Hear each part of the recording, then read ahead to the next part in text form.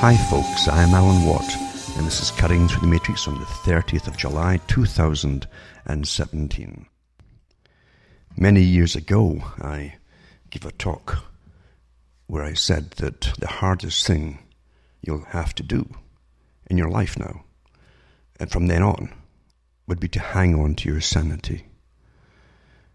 The reason being that the big agenda that took many, many years, generations actually, of planning and the creation of NGOs, non-governmental organizations, under the United Nations umbrella, all funded by your tax money and with big foundations, the private foundations owned by the big multi-billionaire and trillionaire boys and gals, would be pushing so much on you to bring in the global society, which is another term, of course, for world government, of course. And you really find that under all these hundreds and hundreds, actually thousands of NGOs worldwide, they're all getting money funneled to them by the same sources, but they're all under a small umbrella, really, of the globalists that go back into at least the 1800s. We can trace them with the Lord Alfred Milner group and the Cecil Rhodes Foundation that set up the embryo of this whole structure, where they would have non-governmental planners, although they'd be in and out of government too, many of them, like Lord Milner himself, and they would run the empire, and then they would bring it into the American empire that would take over, and then they would create the world government. But they even talked about creating world wars to so weaken nation states they would happily submit to a world government and give up their sovereignty. This organization is so alive and well. It's mind-boggling to realize its effect throughout the whole planet, because it set up the whole structure and drafted up the whole structure for the amalgamation of the European Union under a government. It also set up the structure for the amalgamation of the Americas into one governmental system. They haven't quite got it yet, but they're still working on that.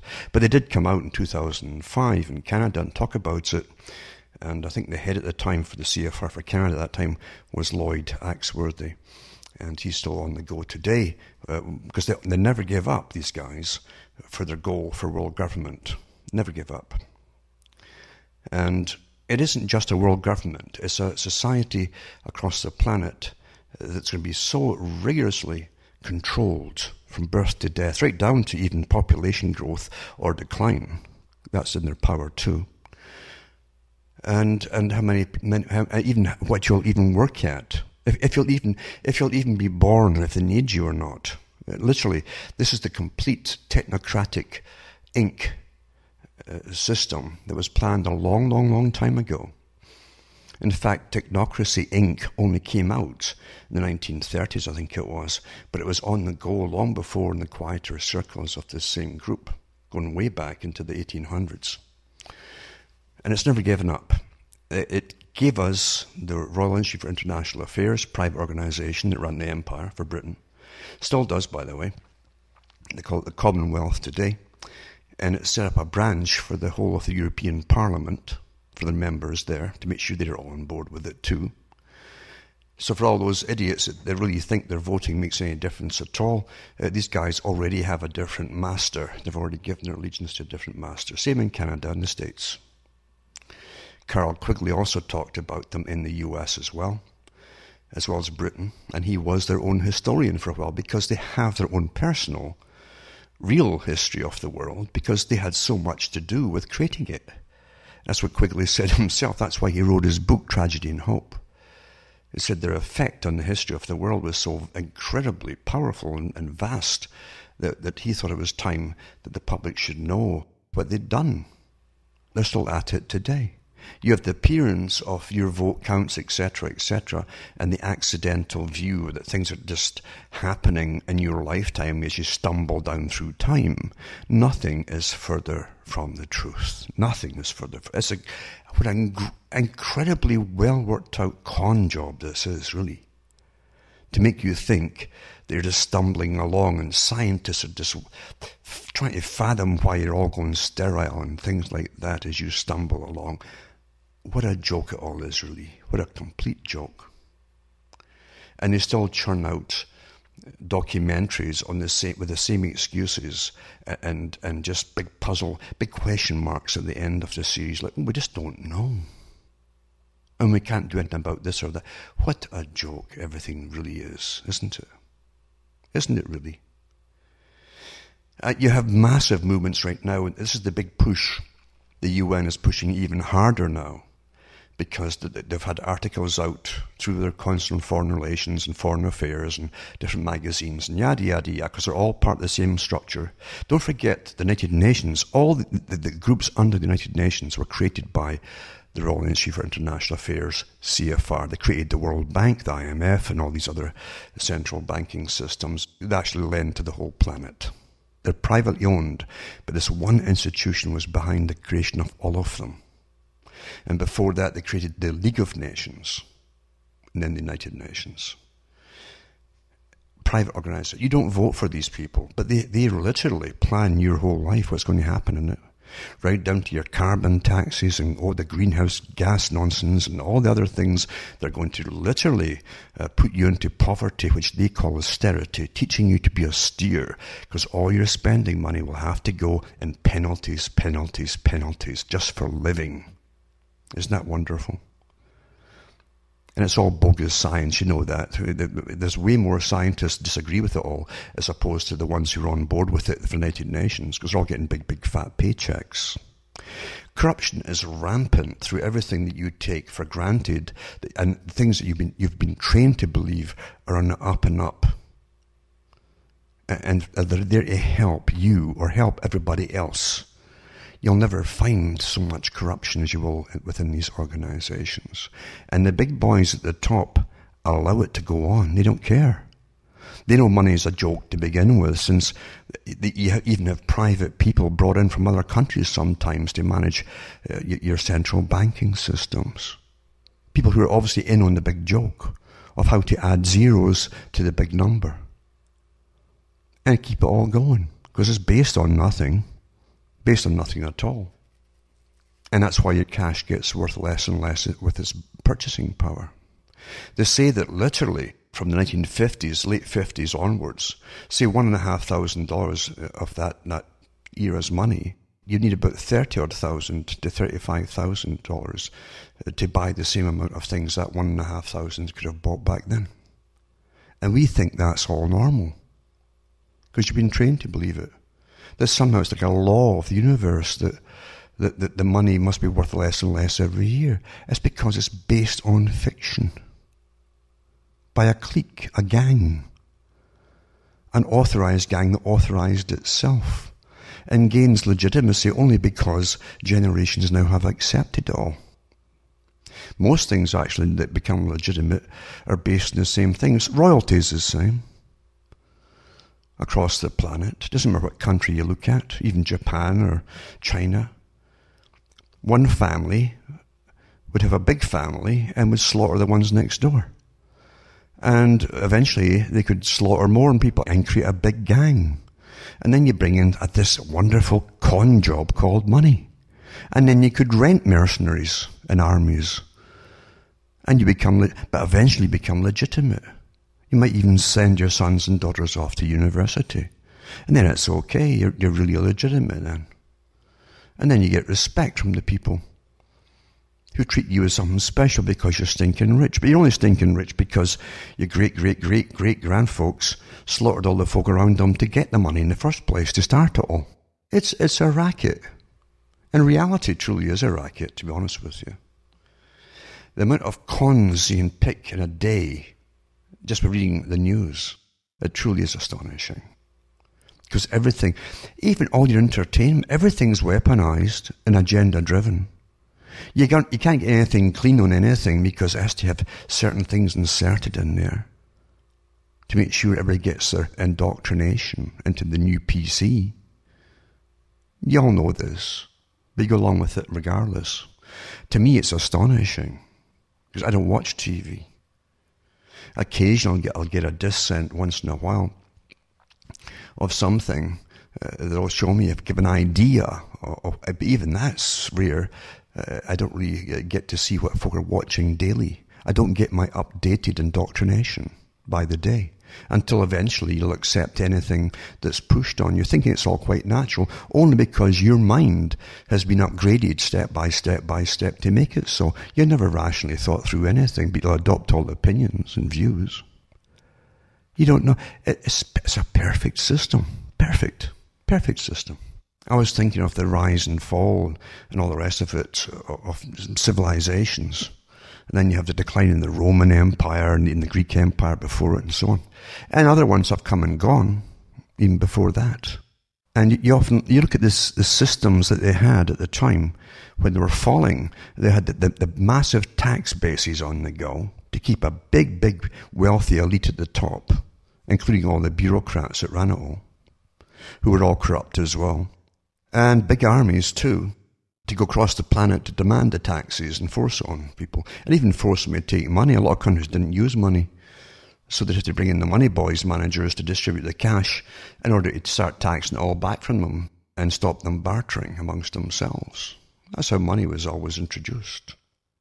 But even at that, the corruption and the lifestyle that they led and the partying and so on, even in Rome, it's well documented that they would stop breeding. The women would abort their children, had different ways of abortifacient and so on, to reduce pregnancy or get rid of pregnancy. And there was also infanticide, big time, with the upper classes, until even they weren't producing enough children to take over, so they say. And a lot of women preferred women and guys preferred guys and so on. It gets to that stage, and then bang, in came the so-called barbarians. They were literally having parties when the barbarians were coming. They couldn't believe that it was unthinkable that their lifestyle and this power they had would be shattered just like that. They couldn't believe it, even when it was happening.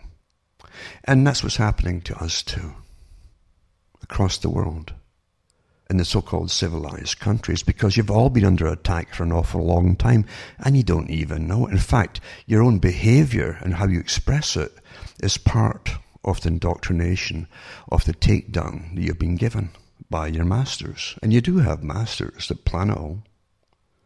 They have big world meetings all the time, stacks of them every year, stacks and stacks and stacks on different aspects of society and humanity and psychology. And they work on the problems. And they know exactly how to literally take you from one point of view, and within 2 or 3 years, up to 5 years max, have millions of people completely reverse their opinions on something. That's how easy it is today to do. And it works awfully efficiently, very, very well. Very few people have their own minds today. Very few people have them. In fact, you've got more chance of going into a so-called primitive society in some country and finding more of someone with their own mind, because they haven't had the indoctrination, media pollution that we've had. An indoctrination, pollution from education. And you couldn't con them. You couldn't con them. You couldn't force a so-called primitive tribe to suddenly change its ways by sending in people to explain to them why they must start living in austerity, or stop eating this or stop eating that, and stop cooking their food because of the smoke or whatever. You couldn't try and stop them and see how far you get, because their reaction is a normal one. They're not fools. It takes education and indoctrinations to create a fool, and lots of them. That's what we've had. And I'm not making this up. The big boys that helped create this present part of your culture at this time, many of whom are long dead, wrote lots of books about it, how they were doing it, their organizations they belonged to, and how easy it was, even 50, 60 years ago, through what they'd learned, to literally change the minds of millions of people, and how long it would take to do it in different areas, etc. But today it's perfected. As I say, look at Rome, look at the Messer, look at today where we are. You think that's all by accident? Do you? Do you think that's by accident? Quite a few years back, I mentioned something someone sent me. It was from a TV program in Britain. And it was called Bouncers, about bouncers at nightclubs. in a city in Wales in the UK. And it's worth seeing. Look at the mess of the people here that you're looking at, the mess of them, in every possible way, male and female, falling about in the streets, trying to get into these nightclubs, already out their minds on booze and God knows what kind of drugs and so on. But also look at their features. No one looks what I would call normal at one time. Their bodies are misshapen. Their features are misshapen. And they simply look as though they're in a bad way. Even trying to think they're in a pretty bad way. A lot of men, too, are definitely estrogen dominant with their diets. And other things have been done to them. And extra estrogen doesn't help the women either, by the way. It's definitely associated with cancers. And again, I'll touch on something else I mentioned years ago, because I've done different talks on the increasing infertility in the West. And I've put up some links in the past to do with this, and one of them was to do with the disappearing male that came out years ago. But the sperm count was studied every year by professors at universities in the States at the time, and it was declining big time in every generation. Every few years they would test, and it's plummeting. And then also put up Assault on the Male, done by the BBC, and then Assault on the Male Revisited. And I'll put the links up too. Very good, again, going over the same evidence. And it's evidence. It's not guesses here. It's not like guessing about the weather, guessing about the climate. Let's guess about things, which the UN loves to do when they have a big agenda on the way. We're talking about scientific fact here, which is repeated. See, fact has to be studied, and when you study it and you follow the same formula, you must get the same answer. If you don't get the same answers, then your findings are not conclusive, you see. They're wrong. You have to have conclusive evidence. Well, when you do the same experiments to do with the sperm, etc., over and over and over again, and it's plummeting, and they know what phthalates and so on and artificial estrogens are at work here, altering the chemistry of your entire body. And they're all in agreement with it. There's plastics everywhere. This stuff's weeping everywhere. We know darn well it's coming from the different pesticides, etc., which are used by the big business corporations. Now, they've known this from probably 50 years ago, but nothing's been done about it so far. Which tells you another thing too. This ties right in with all the nonsense they give you for bringing in stacks and stacks of people from say the Islamic countries because you're not having children in the West. Well, they never touch on the fact that the fertility is plummeting in the West. And granted, too, getting back to what I was saying earlier with ancient Rome and so on, the West has been trained not to have families. They've been trained to be perpetual children, have fun until they're geriatric. And that's what it's all about. And the ones who try to have children often can't have children.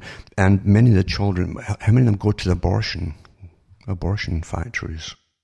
When a society treats the byproduct of pleasure in this fashion, that society is finished. It's finished. I've read articles before by Julian Huxley, who was the first head of UNESCO for the United Nations. And he was up there with Planned Parenthood and so on. And he said we've got to knock humanity off his pedestal as being the supreme being on the planet. In other words, dehumanize us, and they've done it awfully well. It took a while to do, but they did it really. It wasn't really a long time at all. Not really. And it's still pushing out. It's taught as a mantra of a religion that it's the right thing to do, but being in charge of your own body and so on, don't have children. But by the same token, the same people who have pushed that upon you want to bring in replacement people. Well, wait a minute here. There's too many of us, or not enough. What do you want here? What do you want? Well, the answer's quite clear. They don't want you.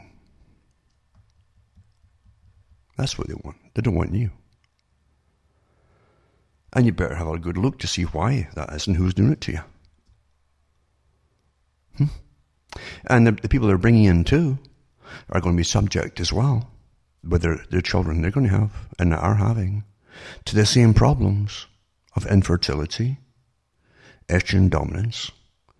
They won't have the descended testes in the male. That's one of the big things that are happening now with the estrogen dominance, because the fetus in the womb, the male, in the first 3 months of pregnancy, he's already affected to become infertile down the road, and his testes aren't even growing. And testicular cancer is up about 3-fold at least to what it was a few years back. Nothing's been done about this to stop it. They know what's causing it. And they always come back, well, you see, plastic is so ubiquitous amongst all of society. Wherever you look, they're using it to wrap things and so on, and foodstuffs, and you can't do without it. You want to be civilized, Well, hey, at one time you didn't need all the plastics everywhere. They had papers that dealt with this kind of, even butcher paper had dealt with this, that nothing went through, and it wasn't plastic. The same papers too would wrap cheese and everything else. Now they tell, oh no, we're going to wrap everything with plastic. No, if they really have to wrap everything with plastic, and they know what plastic is doing to people, that's only one of the areas, remember, then it's intentional. It's intentional. And they know what they're doing. This ties in to world depopulation. You understand?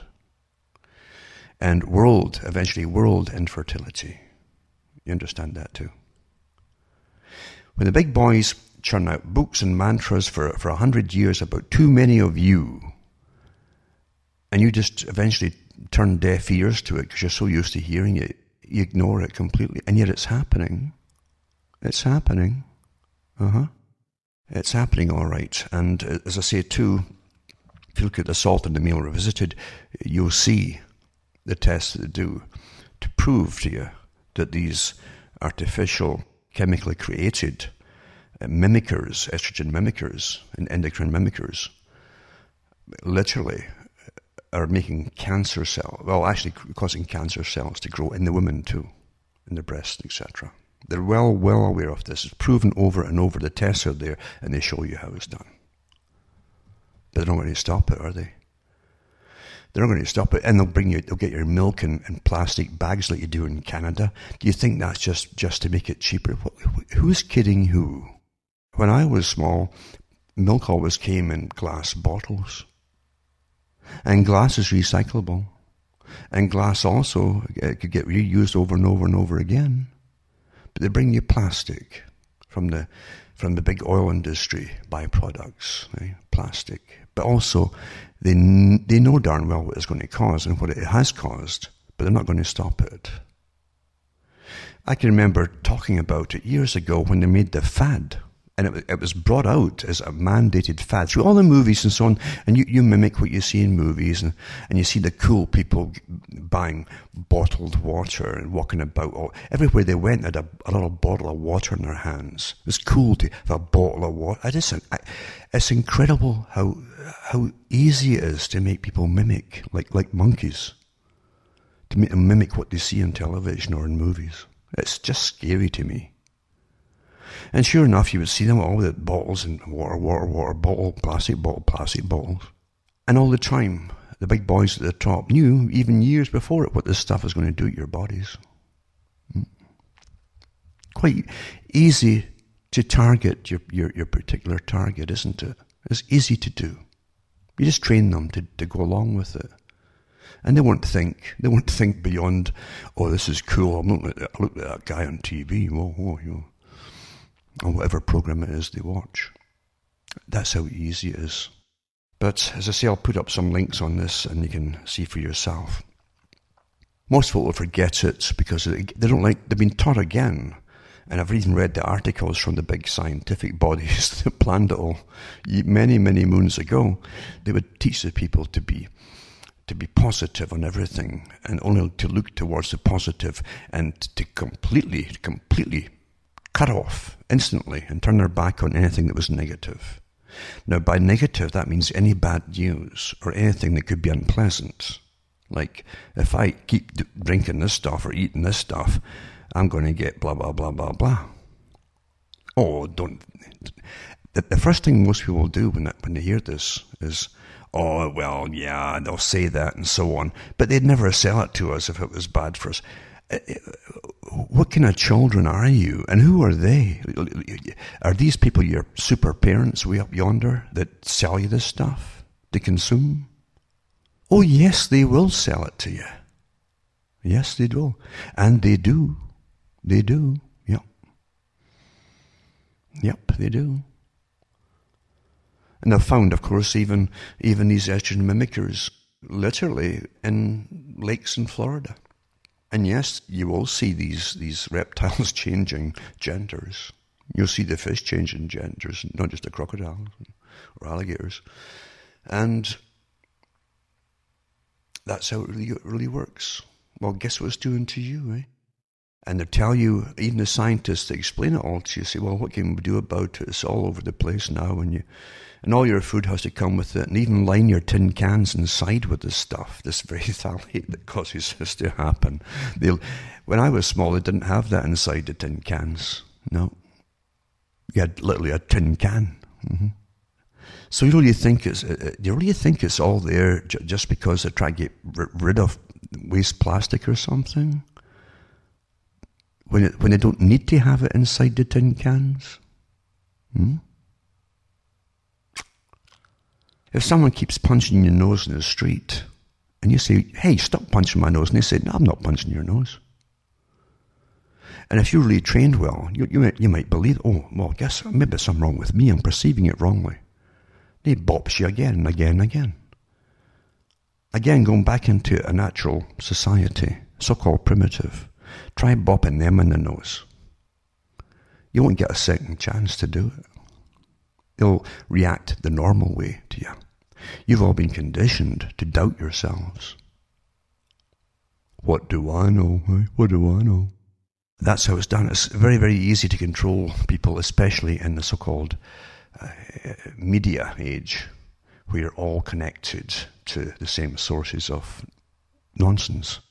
Too easy to control you and update you and upgrade you until you're all prattling about the same things daily, because it all comes out from a central source. Make sure they all prattle about the same things. Doesn't matter if it's pie in the sky or nonsense. Doesn't make any difference. You're being told what they prattle about, and you do.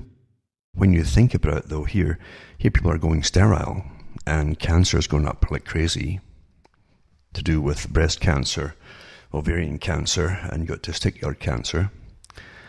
And as I mentioned before, the West has been trained that pregnancy is just an unnatural, almost an unnatural or unwanted side effect of having fun, sexual fun. That's what's been promoted all the time. We are creatures of our indoctrination and whatever has been promoted to us in any generation. It's not by accident. If your rulers wanted to take you back to the Victorian era, where dresses were down to the ankles, they would do it if it suited them. And you would all follow suit. And for all those who are saying no, they wouldn't, well, look at all these big meetings of the feminists all promoting the burqa. Yeah, you'll do whatever that's promoted for them to do by their masters. That's how easy it is to train society. So as they're aborting their own children, then, and again, look back at that link, try to get a hold of it, that one to do with the bouncers, and it was done in Wales in 2012. And that's pretty typical what's happening across the country, in the nightclubs, and outside the nightclubs, in the streets, etc., in the cities. Not just in Britain, elsewhere too. And the side effect too is all kinds of diseases, of course, naturally. But pregnancy happens as well, and that's not a disease, although it's treated like one. And they abort their own children. Think about it. Think about society and what's happened here. And at the same time, they're becoming misshapen physically with the estrogen dominance. They've got cancers galore spreading up. And they've been taught to literally play as though they're children for their entire life, with partner after partner, but don't have children. Think back again to the decline of Greece and then Rome. And remember too, to bring on the declining of civilizations, you simply reintroduce the same things and promote it from the top, if you want it to happen. Think about that. Now, look what they're promoting on television. And I don't watch TV, but I know in the States they've had, I think it's Naked and Afraid for a few years now, where they drop off young couples or whatever into situations. So the old survival stuff again, all these reality nonsense shows that step by step lead you to the final thing, which is of course it's nakedness, and so folk are going to look in and watch it. Mm-hmm. And then they started this TV show, supposedly I think last year, called Naked Attraction in Britain. It says a British dating game. They call it dating game. Who's kidding who? I think it's BBC, Channel 4 anyway, whoever that is. And it says it's a dating game show in which a clothed person selects 2 contestants from 6 naked people, whose bodies and then faces are revealed in stages from the feet up, a step at a time, you see. The person deciding then appears nude to select one of them for a fully clothed date. This is for adults. This is this kind of stuff that they used to promote in these awful Hollywood movies for teenagers years ago. These fantasy things. But here it is in reality for society to emulate. This is the program then presents their feedback after the date, and it premiered on Channel 4, 25th July 2016, and is presented by Anna Richardson, and so on, and so on. And you think it's just to get earwaves shows. And that's what they'll tell you. Oh, just to get the viewers, to get the ratings up. I've seen this kind of nonsense my whole life long, as the big boys at the top destroy your entire culture. But that's the excuse you'll use for it. And as I say, look at the mess in the streets and the Bouncers documentary, for instance, and elsewhere. Look at it. Never mind that there's other ones I've mentioned before too, where they show you them bringing them in, mainly with women, young women, out their skulls with booze and so on, in comas, some of them, into the hospitals. And it's so common. Your society is being destroyed. Completely destroyed. And the youngsters all they're doing is doing what's been promoted to them, massively so, and everything that they watch on television and movies and so on, by the big masters at the top who own all these different means of indoctrinating you. Think about it. Think about it. It's called civilization. This is called civilization. And they call us the West. Oh, we have the highest standards of living in civilization. Then you have this article, and it says, the bodies of thousands of aborted and miscarried babies were incinerated as clinical waste, with some even used to heat hospitals. An investigation has found 10 National Health Service, that's the system that runs it in Britain, National Health Service trusts have admitted burning fetal remains alongside other rubbish, that's other human rubbish too, while 2 others used the bodies in waste-to-energy plants, which generate power for heat. I think they started the whole thing, and I remember reading an article years ago, they first started it in, I don't know if it was Sweden or somewhere, that again was avant-garde sexually, etc., etc. And it says that last night the Department of Health issued an instant ban, because the people found out about it, right, on the practice which Health Minister Dr. Dan Poulter branded totally unacceptable. Well, how come it was acceptable before? At least 15,500 fetal remains were incinerated by 27 National Health Service trusts over the last 2 years alone. Channel 4 dispatches discovered. So here's Channel 4, right? Here's Channel 4. Saying, ta-da, oh, to get the ratings again, oh, the moral high ground, right? Right. And then you have Naked Attraction I've just read, from Channel 4 promoting it, eh? And everything's shown on this Channel 4, apparently. Everything. Like bits at a time. For your perusal, male and female, doesn't matter. And this is what they promote to all these people who are getting brought in alcoholic comas, etc. And on the weekends when they're out to do the very things that they see pushed and hyper-sexualized. That's what happens when you become obsessed with it, when it's all that you watch, because it's all that's on everything you look at. This was discussed long ago by all the scientists and the social scientists that eventually brought it all to you. So there you have, as I say, them burning, burning the unwanted waste from all their fun. And then you have it in Canada too. Aborted fetuses from Canada were burned at waste facility to power Oregon homes. The British Columbia Health Ministry has admitted that fetal tissue and cancerous tissue and amputated limbs have been shipped to Oregon. A waste-to-energy plant in Marion converts the tissue to power for homes. I guess it's eco-friendly. Board of Commissioners in Marion has now ordered the incinerator to stop accepting boxed medical waste to generate electricity. It's only when people find out about it, and it's only when certain segments of society still are offended by things. Most folk are not anymore. They don't. Again, when they hear anything that's unpleasant, they just don't look at it. Don't look at the negative. Oh, it's unpleasant. It makes you feel bad. Don't look at that. Oh, but thank goodness there's folk who are willing to look at the bad, because they've not stopped yet where they're going with all this. Here they are, heating homes and so on, and heating places with as I said, unwanted effects of their fun. And this is okay. This is all okay, apparently. Well, I'll tell you one thing, and I'm not kidding you here. I'm really not kidding you.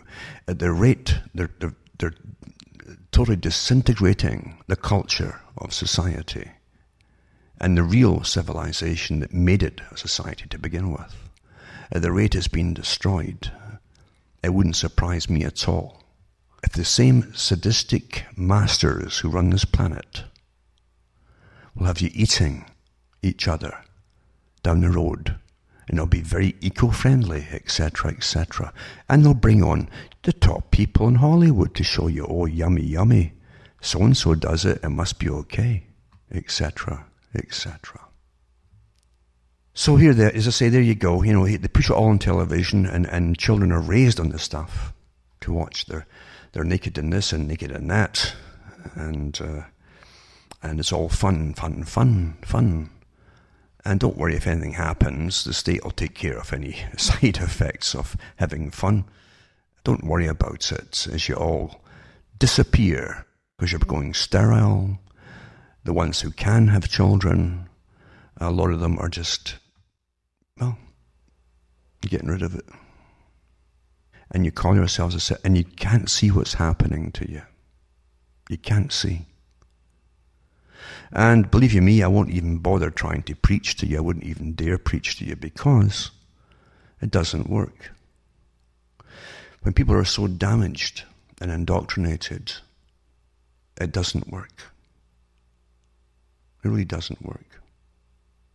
And the techniques of total mind control and total indoctrination, including their indoctrination to respond to things that I'm talking about here in a nasty, angry way. It's like Pavlovian responses that's drummed into them. You can't help people when they really are so far gone. But here you are, as I say, getting taken down. And I'll put some articles up on the falling sperm count and all the rest of it too. And the cancers are exploding and getting worse all the time, and amongst the males and the females, etc., etc. For those that still like to know what's happening. And there are some, of course, that still like to know what is happening. But as I say, they're well aware that what they're doing to society in the West is making them infertile, a lot of them. And right down to the cellular changes in the sperm itself. Most of them are motile. They won't move. They won't move. They're like dead. And other ones have got two tails and things like that. They're literally genetically altered. They're deformed. And that's what happens too when you end up getting cancers. Cells become deformed. And then they reproduce the deformed version. It's called cancer. And that's what happens. But yeah, just have fun, till we all drop dead. And then, as they're doing it, as I say, they blame you. And of course, there's a one thing too, which they never do mention, the falling fertility rate as far as having live births go. They want that is, is look at all the massive work that went into contraception in the West. And the contraception in the West was promoted to keep the population down. And then they tell you there's not enough of you anyway. So we've got to bring people in to replace you. You understand there's a bigger game going on here. You better understand that. They're not stupid at the very top. They're not stupid. Don't ever think they're just stupid. Please. Please. Anyway, I'll put these articles up for your perusal tonight. For those that want and can handle it, that is. Another article too is to do with the big push right now for eradicating borders. There have been some startling articles, or startled articles I should say, put out by the CFR, Council on Foreign Relations, and the various organizations across the world, all belonging to the same club, that are dedicated and sworn to world government, one way or another, and by any means possible, and every means possible. But they've been saying, some countries are starting to close their borders again. We can't have that, going back to having nations. And so they came up with this idea, you see. Rather than just have the excuse that they've got people who are fleeing wars in the Middle East, etc. The wars, of course, the West has brought upon them and keep them at the whole time. But it's all done by design, believe you me. But also to say, it's also climate refugees now. It's climate refugees. So they're going back to this old thing they tried years ago about the coming catastrophe of climate refugees. That hasn't happened. But don't let facts stop you to believe in it, because they're awfully good with these people who create these religions at the top of the United Nations and so on. They're awfully good at keeping it going. And you need an awful lot of faith to believe in it. Of course, that's why it is really a religion. And they give you lots of green religions, by the way. Lots and lots of green religions to believe in.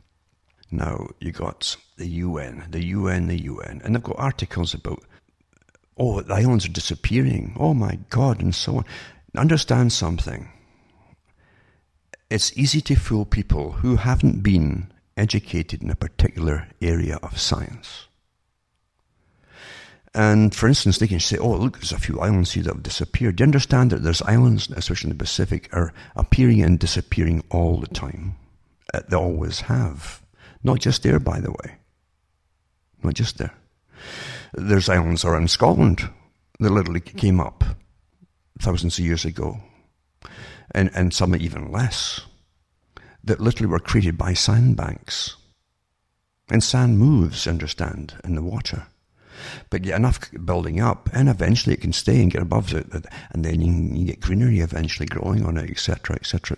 You have a place called Sandy, and north of Scotland, and that was the reason that actually came into existence. So they appear and disappear. Now in the Pacific Ocean, since most of the islands are not all of them, by the way, there's a lot of sand ones there too, but they're volcanic, and since the crust down below, and the Earth's crust is down below the bottom of the sea as well, is always pushing and heaving and pushing things up, and also other ones will start sinking again. You have that to account for a lot of them going down over time. You have other ones too that are not just sand, but they have porous rock, where the sea literally goes in and out of all the time, and erosion eventually wears them, and down they go. But mainly, and you'll find that especially from volcanic ones, as even the old volcanoes under the water start to collapse in themselves, some of the outsides of the volcano start to sink along with them. So there's many reasons for it. So it isn't, they always push, the sea's getting higher, but really, is it? I've read the articles before where they do the actual physical testing of the sea levels around different countries, and they haven't changed for the last 100 odd years. But never mind the evidence of physical testing, they prefer to put equations into their computers to get the right answers, you see. Now, here's an article here. It says the UN disappears 50 million climate. The reason I'm talking about this is because this is the push. It's in all the media right now. Oh, climate refugees. Oh, open their borders, climate refugees. Actually, why they come into to places like Canada, where it's going to open the door? Because Canada is going to stop you heating yourself by so many different means. We can't afford it anymore up in the north here. And they're going to ban you burning wood stoves and so on. So you should tell these climate refugees, don't come to Canada, they'll freeze to death. In fact, you might get refugees from Canada in the north moving out to some warmer places. So anyway, this says, the UN disappears 50 million climate refugees, then botches a disappearing attempt, because it didn't work out, so they tried to hide it all. But it says, bureaucratic idiocy at its finest. Not only is the original claim bogus of 50 million refugees would happen, you see. The attempts to disappear it, because it didn't happen, didn't pan out that way, are hilariously inept. Amazing too, all the money they want for all these new guesses they come up with for everything. They always want stacks of money. Apparently, they've never heard of Google Cash at the United Nations. Rather, they simply say, we were wrong. They've now brought even more distrust onto the UN. So what happened to the climate refugees? It's a valid question, and this author backs it up with census numbers to show you. And it gives you the first part of the story. In 2005, the United Nations Environment Programme, everything that they dream up on Environment Programme, what else can we get cash on? How about refugees from the environment? Anyway, predicted that climate change would create 50 million climate refugees by 2010. These people, it was said, would flee a range of disasters, including sea level rise, increases in the number and severity of hurricanes, and disruption to food production. The United Nations EP, Environment Protection, or whatever, even provided a handy map. The map shows us the places most at risk, including the very sensitive low-lying islands in the Pacific and Caribbean. It also happens that just a few of these islands and other places most at risk have since had censuses taken. See, the ones that should be empty by now or under the water have since had censuses taken of the numbers of people. So it should be possible for us now to get some idea of the devastating impact climate change is having on their populations, which would be massively declining, right, as they all flee, etc.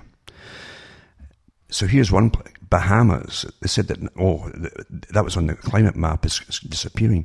The 2010 national statistics recorded that the population growth increased to 353,658 persons in the Bahamas. The population change figure increased by 50,047 persons during the last 10 years. Didn't decrease. St. Lucia.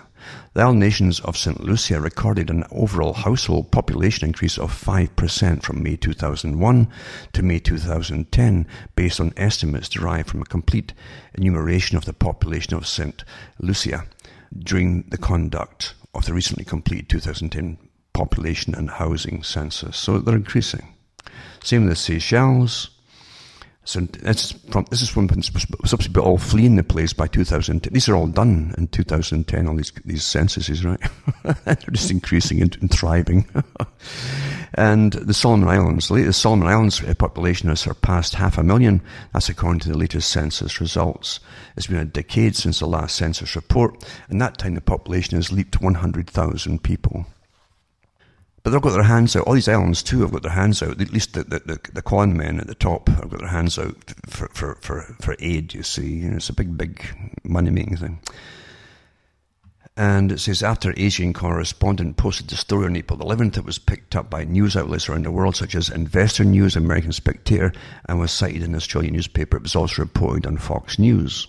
Since the story appeared, the handy map he cited in his original story, which has, and it gives you the link. Since the story appeared, the handy map seems to be gone down the memory hole because, of course, these places are thriving and not declining. Anyway, it goes on and on and on. That's one article here. That's one. And then we'll go into this one. Pacific possible, it says. What is it? New research providing insights into transformative opportunities and challenges for Pacific Island countries for the coming decades. Long-term perspective aims to define what is realistically possible by the year 2040. A joint approach with Pacific Island governments, Pacific Rim countries, development partners, and civil society. It's all about getting more and more money for this whole darn nonsense, about to do with climate change, etc., etc. And they go into other things that will be hit, etc., and what they can do about it, etc., with climate change and natural disaster preparedness, etc., etc., etc. Big money involved, of course, naturally, because the UN runs on big money. Also, too, I want to just mention the United Nations, that again is simply one of the big front organizations put up by their own Institute for International Affairs - Council on Foreign Relations, is really, really staggering. It's a staggering organization of corruption. And I'll touch on that too, I've got time here. But it says here that the United Nations is losing staggering sums to corruption, mismanagement, and bad decision-making. In 2009, the World Health Organization, that the power of it, which you well know, recommended that almost everyone be vaccinated. Then in 2010, the British Medical Journal pointed out that medical scientists who advised WHO to declare that it's a flu pandemic, supposedly, declare the pandemic, were also paid. So the people who advised the World Health Organization, right, that everyone should get vaccinated, all these medical scientists who had advised them were also paid consultants of the large international pharmaceutical companies, who stood to make hundreds of millions of dollars on this upsurge in the purchase of global vaccines. And then it goes into, it says, let me take you on a short UN safari around the world, beginning and ending in Washington, D.C., to see how effectively the UN spends our tax dollars. In 2009, the UN's World Health Organization literally had this nonsense of the H1N1 global flu pandemic. And all the science that pushed for it were all getting paid by the pharma companies to push it, obviously. So that these were your authoritative sources for all. Then it says here, Somalia is a country engaged in a massive civil war between tribal traditionalists and Islamic radicals called Al-Shabaab. As is common in civil wars, the simple poor people are often left starving on any side or every side. It says UN food convoys usually start from the Indian Ocean coast and move inland towards combat zones in the interior. As the government does not control these areas, NGOs and UN workers often have to surrender large amounts of this food to the terrorists. A 2014 audit of the food aid suggested that 80% of it was stolen en route. It's estimated that $100 million of food aid was taken by Al-Shabaab during this project, thus rewarding the terrorists and contributing to the escalating violence. This isn't new, by the way. When I was small, I can remember them showing little bits on the news, and you see big caravan trails along through the Sahara and different places in North Africa. And they're all got the Red Cross stuff on the side of the camels, long caravan trails. And this was stuff that was all stolen from us. Actually, it's supposed to be going to other places for folk who really were desperately needing it. And they were getting sold off, this stuff. It's all corruption. But the big boys at top don't care about that. They don't really care about it at all. Then let's not forget the Oil for Food program that was established by the United Nations, which allowed Saddam Hussein's Iraq to sell oil in the world market in exchange for medicine and for food for poor Iraqi citizens, without allowing Iraq to use the money for its army. By the way, they're not mentioning it here, but it was the head of the United Nations, his son, because I remember reading an article at the time on there, it was his son who was in charge of this, and he was pocketing millions of bucks. It's utterly corrupt, you wouldn't believe it. So the head of the United Nations, I can't remember if it was Kofi Annan or Boutros, so great, they named him twice. His son was doing it. Anyway, in 2005, Paul Volcker led an evaluation that found about 2,253 well-known companies had made illegal payments totaling $1.8 billion to the Saddam's regime during this flawed United Nations program. It was completely corrupt, plundering the people who were starving to death because they had their embargo upon them by the West for food, right? A little bit of food. and get all that oil out of there. And the United Nations character at the top, his son was in charge of the program and he was filling his own pockets. They really care about people, eh? Then, based in Nairobi, Kenya, the United Nations Environmental Programme is one of the United Nations organisations that's got massive boost in popularity because of the climate change controversy. In 2005, the United Nations EP predicted that climate change would create 50 million climate refugees by the year 2010. That's the one I just read. There were even predictions that some Pacific islands might disappear because of rising ocean levels. Clearly, none of this happened, so UNEP officials disappeared their maps and data and so on and so on. Then there's the United Nations Development Programme, UNDP, which works all over the developing world and strangely has more than 630... Now, listen to this, the UNDP Development Programme, right? Using your tax money and all that kind of stuff, and your charities, and your government donates money to them too, and of your money, because it's all tax. Government all they have is your money from you. Anyway, the UNDP, which works all over the developing world, and strangely has more than 637 millionaires amongst its employees. Employees, folks, not contributors, employees. How can this be? Believe it or not, the UNDP had a program in North Korea during the late 1990s. The Wall Street Journal took an interest in it, pointing out that North Korea and the UNDP had violated all the rules that UNDP sets up for its projects and suggested that up to $100 million of UNDP money was siphoned off by the government of the late Kim Jong-il.